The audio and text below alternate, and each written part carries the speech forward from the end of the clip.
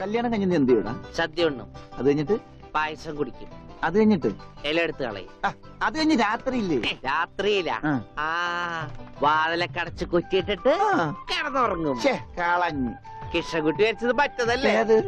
വാലക്കടച്ച് കുറ്റിയിട്ടിട്ട് pant കഴിച്ചിട്ട് മുഴുവൻ കഴിക്കണ്ട. പാന്റ് മുഴുവൻ അഴിച്ചോ, മുഴുവൻ അഴിച്ചോ. പാന്റ് കഴിച്ചിട്ട് നേരെ പോയി മൂത്രം വെച്ചിട്ട് കിടന്നു.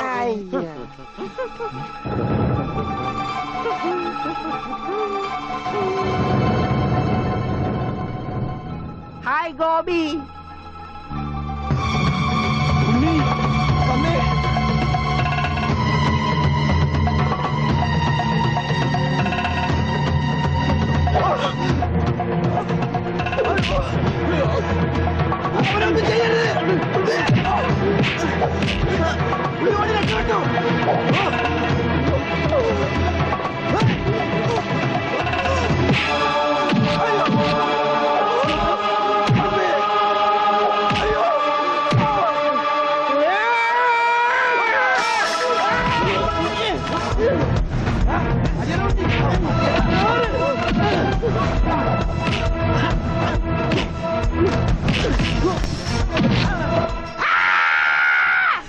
അത് കൊള്ളാം. നിർത്തിയിരിക്കണ, എന്നാലല്ലേ ശ്വാസം വിടാൻ പറ്റുള്ളൂ. ഈ സ്പൈഡർമാനൊക്കെ സമ്മതിക്കണം.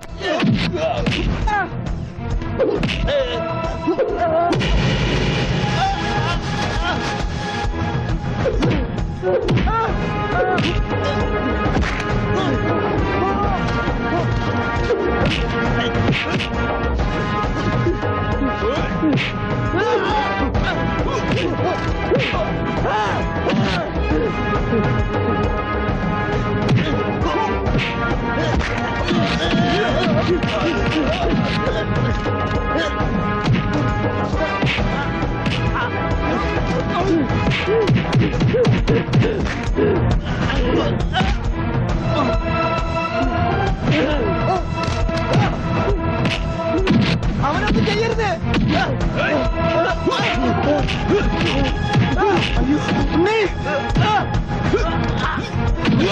അവനെ തല്ലരുത്, അവനെ തല്ലരുത്, എന്നെ തല്ലരുത്.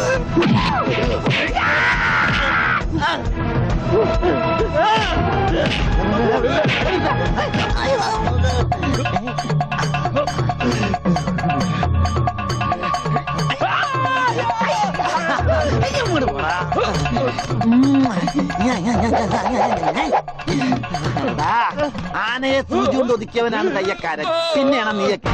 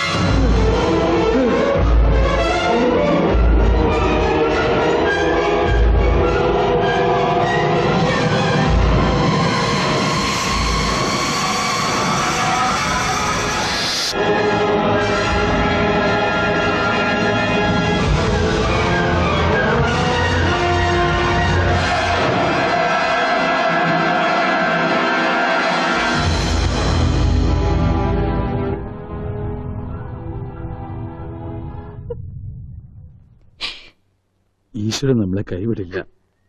നീ സമാധാനായിട്ടിരിക്കുക, അവനൊന്നും സംഭവിക്കില്ല, എനിക്ക് ഉറപ്പാ.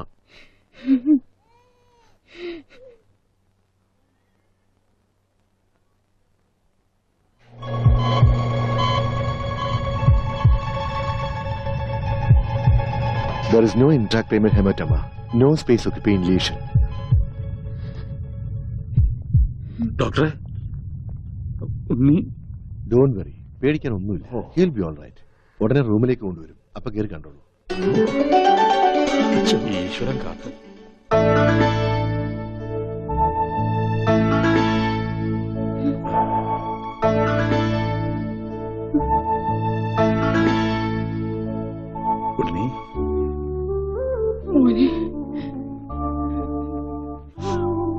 ഇവരെയൊക്കെ മനസ്സിലായോ?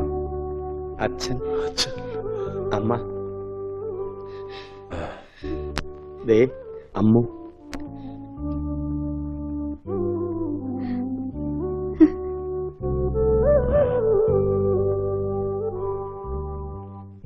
എന്താ എന്റെ മോന് പറ്റിയത്? എല്ലാവരും ഒന്ന് കുറച്ചു നേരം പുറത്തേക്ക് ഇറങ്ങി നിൽക്കുക. ഒന്നിറങ്ങിയത്.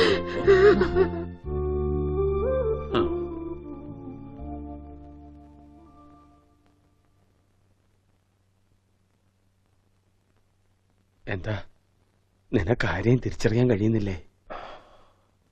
അവര് എവിടെയോ ഒരു ഓർമ്മ പോലെ.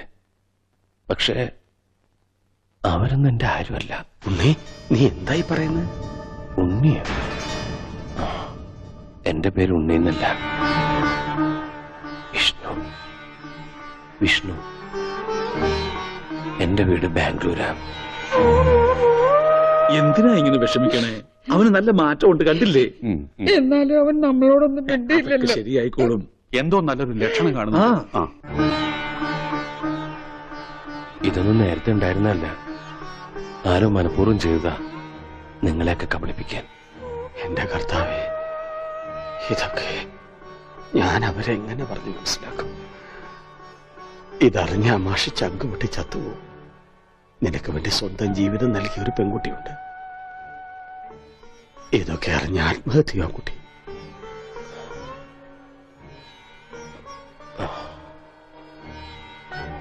വിഷ്ണു, ഒരു ഗ്രാമം മുഴുവൻ നിന്നെ സ്നേഹിച്ച കഥ നീ അറിയണം.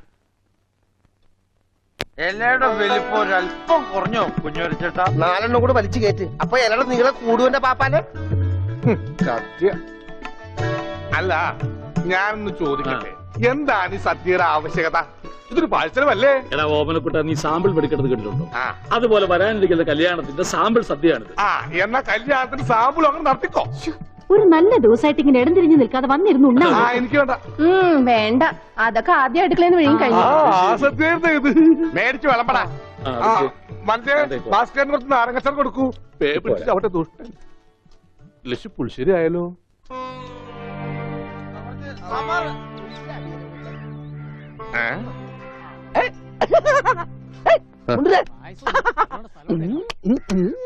ഓമനക്കുട്ടൻ, നിനക്ക് എന്നാ പറ്റി? എനിക്കൊന്നുമില്ല, വട്ടുമാറൊന്ന് ടെസ്റ്റ് ചെയ്തതാ. മുണ്ടുക്ക് നല്ല മുണ്ടുക്ക്. എന്തായി കാണിക്കണം? ഇങ്ങോട്ട് വന്നേ. എന്തിപ്പണ്ടായേ? അവനിപ്പോ അസുഖമൊന്നുമില്ല, അവന്റെ അസുഖമൊക്കെ മാറി. ദൈവമേ, എന്താ നീ ചങ്കിക്കുത്ര വർത്താനൊന്നും പറയല്ലേ? മിണ്ടാതിരിക്കണ്ട.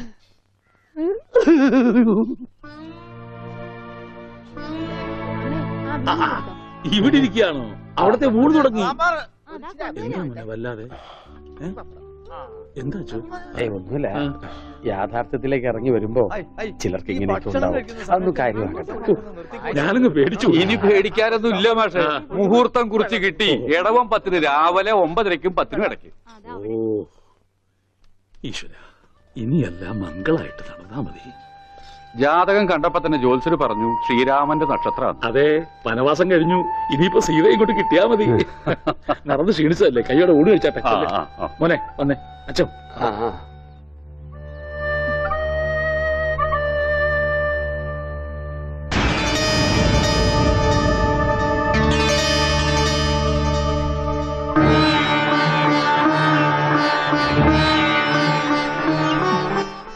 അച്ഛോ, വരും ഊണ് കഴിക്കാം. വേണ്ട, എനിക്കൊരു ഗ്ലാസ് വെള്ളം തന്നാ മതി. ഉണ്ണിയോ? ഓ, ഇനി അമ്മിക്കുട്ടി വാരി തന്നാലേ ഉണ്ണിക്കുട്ടിന് ഉണ്ണുള്ളോ? ചേച്ചി, എനിക്ക് അമ്മോനോടൊന്ന് സംസാരിക്കണം. ദേ, ആ മുറിയിലുണ്ട്, പോയിക്കോളൂ. അല്ല, ഞങ്ങളൊന്ന് പുറത്തേക്ക് പോയിക്കോട്ടെ? പോയിക്കോ. പിന്നെ ഇത് എന്നും വേണം കേട്ടോ. എന്റെ കല്യാണത്തിന് മുമ്പ് ഓമനക്കുട്ടായിട്ട് ദിവസം പുറത്തേക്ക് വിളിക്കും. കല്യാണം കഴിഞ്ഞപ്പോഴോ ഞാൻ പറയാട്ടോ അമ്മിക്കുട്ടിയോട്.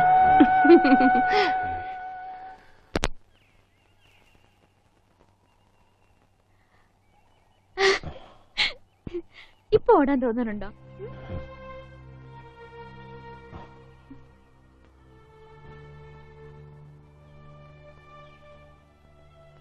അമ്മ കരുതുന്ന പോലെ ഞാൻ മാഷിന്റെ മോൻ ഉണ്ണിയല്ല. ബാംഗ്ലൂരിലെ മഹേശ്വരൻ തമ്പി എന്ന ക്രിമിനലിന്റെ മകനാണ് ഞാൻ.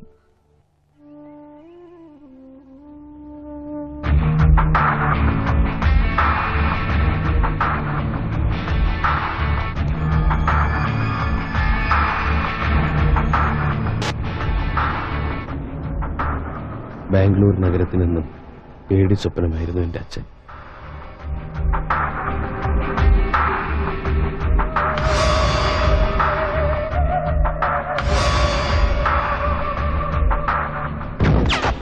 മഹേശ്വരൻ തമ്പി അറിയാതെ ഒരു കരിയില്ല പോലും അനങ്ങില്ല. രക്തം പുരണ്ട അച്ഛൻ്റെ പണത്തിനോടും ബിസിനസ്സിനോടും എനിക്കെന്നും വെറുപ്പായിരുന്നു. അതുകൊണ്ട് തന്നെ ഞാൻ അച്ഛനിൽ നിന്ന് ഓടി അകലാൻ ആഗ്രഹിച്ചു. എനിക്ക് ലഭിക്കാതെ പോയ സ്നേഹവും പരിഗണനയൊക്കെ കിട്ടിയത് അനാഥാലയത്തിൽ വളർന്ന ഒരു പെൺകുട്ടിയിൽ നിന്നാണ്, ഗൗരി. ഞങ്ങളുടെ സ്നേഹം എന്റെ സ്വകാര്യതയിൽ ഞാൻ അനുഭവിക്കുന്ന ഏറ്റവും വലിയ ആനന്ദമായി മാറി. ഒടുവിൽ എന്റെ അച്ഛന്റെ അറിവോ സമ്മതമോ ഇല്ലാതെ ഞാൻ അവളെ വിവാഹം കഴിക്കാൻ തീരുമാനിച്ചു. അപകടമാണെന്ന് അറിഞ്ഞിട്ടും ഒരു ഒളിച്ചോട്ടം. വിവാഹത്തിന്റെ തലേന്ന് സുഹൃത്തുക്കൾ ഞങ്ങൾക്ക് വേണ്ടി ഒരു കൊച്ചു പാർട്ടി ഒരുക്കി, രഹസ്യമായി.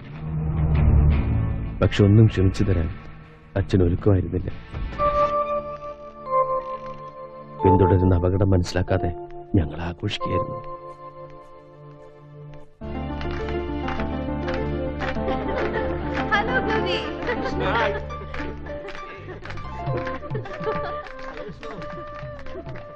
നാളെ നിങ്ങൾ വിവാഹം കഴിഞ്ഞാൽ പിന്നെ നിന്റെ അച്ഛന്റെ കണ്ണത്താ ദൂരത്തേക്ക് നിങ്ങൾ രണ്ടാളും കൂടി പറക്കും. അതുകൊണ്ടാണ് ഇങ്ങനൊരു പാർട്ടി. താങ്ക്സ്. അടുത്തായിട്ട് നിങ്ങൾ എനിക്ക് ചെയ്യേണ്ട ഒരു ഉപകാരം എന്റെ പേടിയൊന്ന് മാറ്റാന്നുള്ളതാ. ചുമ്മാ നിന്ന് വിറക്കുക. ശരിയാ, എനിക്കിങ്ങനെ വിഷ്ണുവിനെ പോലെ കരിങ്കല് പോലെ നിൽക്കാൻ പറ്റുന്നില്ല. ഇതൊക്കെ വിഷ്ണുവിന്റെ അച്ഛൻ അറിയുമ്പോ എന്താ ഉണ്ടാവാൻ നിങ്ങൾക്കൊക്കെ അറിയാലോ. ഏയ്, അതോർത്ത് പേടിക്കണ്ട. വളരെ രഹസ്യമായിട്ടാ കാര്യങ്ങളൊക്കെ ചെയ്തിരിക്കുന്നത്. വിഷ്ണുവിന്റെ അച്ഛൻ ഇതൊന്നും അറിയാൻ പോകുന്നില്ല. ഗൗരി ധൈര്യമായിട്ടിരിക്കേ.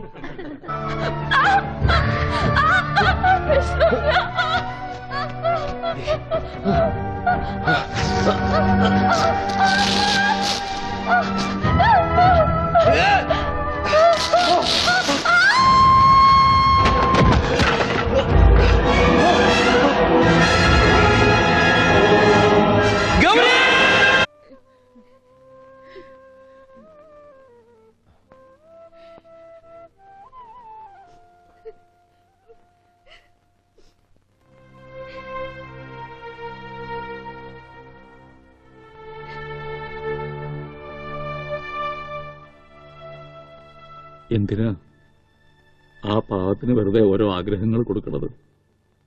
ഞാൻ വെറുതെ പറഞ്ഞതല്ല. എനിക്ക് സുഖമില്ലാതിരുന്ന സമയത്ത് പോലും നിങ്ങളൊക്കെ തന്ന സ്നേഹവും വാത്സല്യവും ഇപ്പോഴും എനിക്ക് ഓർമ്മിക്കാൻ കഴിയുന്നുണ്ട്. എനിക്കൊരിക്കലും കിട്ടിയിട്ടില്ലാത്ത ഒരച്ഛൻ്റെയും അമ്മയുടെയൊക്കെ സ്നേഹം വാരിക്കോരി തന്നവരാ നിങ്ങൾ. നിങ്ങളെ വിട്ടിട്ട് ഞാൻ ഒരിടത്തും പോവില്ല. ഇവിടുന്ന് പോവാൻ പറയരുത്.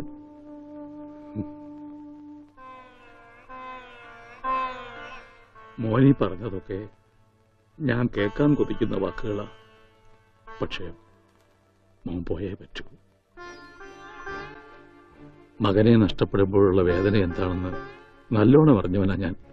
അതേ വേദനയോടെ മകനെ കാത്തിരിക്കുന്ന ഒരാളുണ്ട്, മോന്റെ സ്വന്തം അച്ഛൻ. ആ അച്ഛന്റെ അടുത്തേക്ക് തിരിച്ചു പോയേ പറ്റൂ. കാത്തിരിക്കേ എന്റെ അച്ഛന്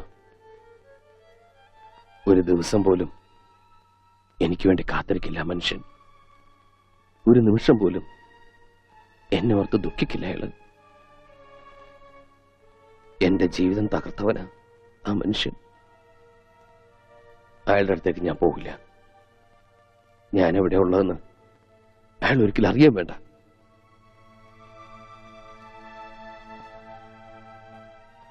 അച്ഛാ, അങ്ങയുടെ മകനായിട്ട് ഇവിടെ കഴിയാൻ എന്നെ അനുവദിച്ചൂടെ? എന്താ ഒന്നും പറയാത്തെ?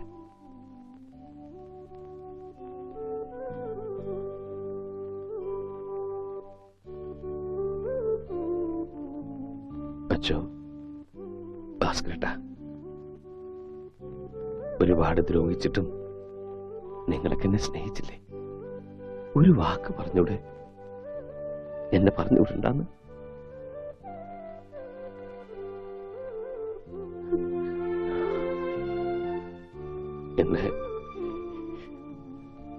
എന്നെ പറഞ്ഞുവിടല്ലേ അച്ഛൻ? കാല് പിടിക്കാം.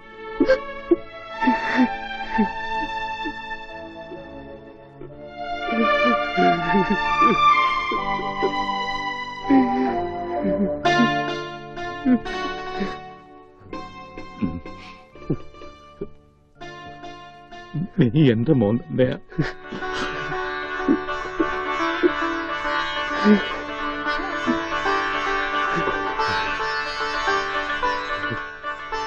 എവിടെയും പോണ്ട. ഇനി എന്റെ മോൻ എവിടെയും പോണ്ട.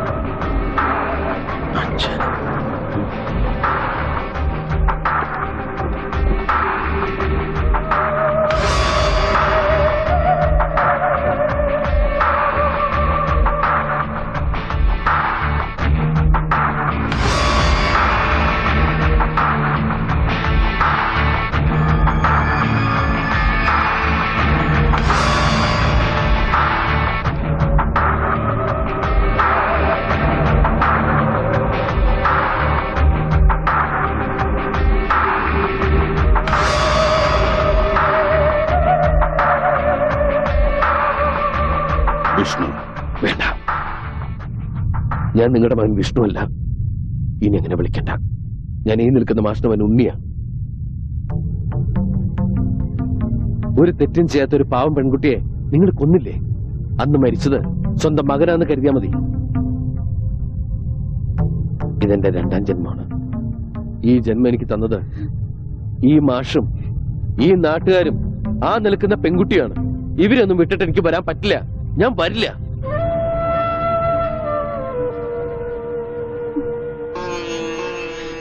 പോയിക്കോ. ഇനി നമ്മൾ തമ്മിൽ ഒരിക്കലും കാണണ്ട. Okay, relax. നിനക്ക് ഇഷ്ടമുള്ളിടത്ത് നിനക്ക് ജീവിക്കാം.